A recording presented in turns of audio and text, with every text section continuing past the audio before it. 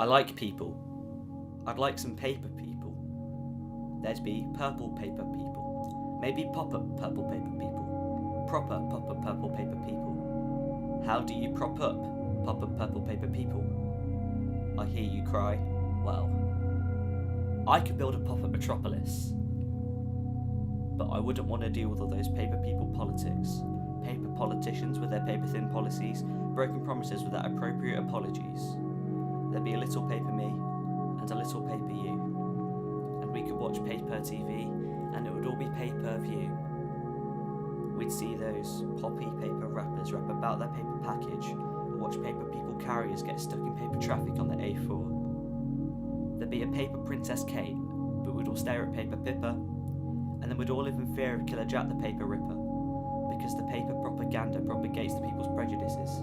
Papers printing pictures of the photogenic terrorists. A little paper me, and a little paper you, and in a pop-up population people's problems pop up too.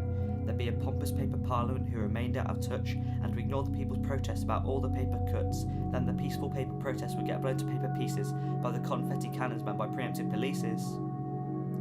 And yes, there'd still be paper money, so there'd still be paper greed.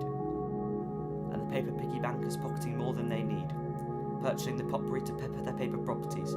Others live in poverty and ain't acknowledged properly. A proper poor economy where so many are proper poor, but while their needs are ignored, the money goes to big wars.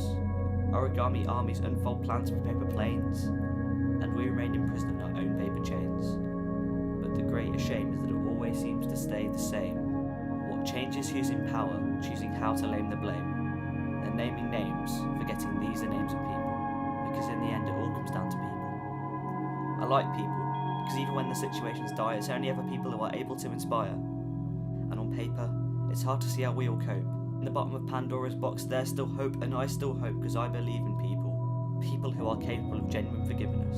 People like the persecuted Palestinians. People who go out their way to make your life better and expect nothing in return. You see, people have potential to be powerful. Just because the people in power pretend to be victims, we don't need to succumb to that system.